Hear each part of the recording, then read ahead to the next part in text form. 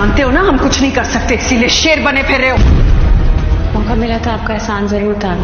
क्यों पागल खाने की दीवारों से बुर्रा बुर्रा के अपना सर पीट। आज पता चला है क्या कारण बढ़ती जा रही है। आगा मुझे सिर्फ एक मौका दे। वक्त गुजरने के साथ साथ आपकी नफरत आप इनकी माएँ जिंदा होती है क्या? ये जो लोग मर गया है अम्मी ने हमारी भी सोना ही गलती है। भाभी जी भाई साहब की तरह हम मिलों के मालिक तो नहीं है, लेकिन तो जाके बुला लाओ ना उसको। अस्सलाम वालेकुम। ड्रामा सीरियल शेर में हम देखेंगे कि जो शेर है वो दवाइयों के ज़ेर असर है और दिन ब दिन उसका ज़हनी तवज़ुन खोता जा रहा है। फजर जो है वो इसका इलाज करवा रही है। फजर एक तरफ अपने बाप से कहती है, क्या मुझे एक मौका दे, मैं आपको साबित करूँगी कि मैंने कोई भी गलत काम नहीं किया और ना ही करूँगी।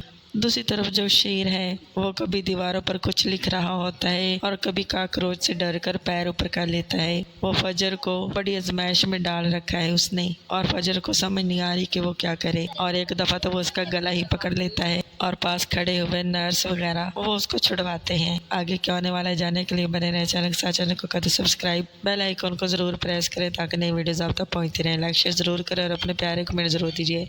अल्लाह हाफिज़।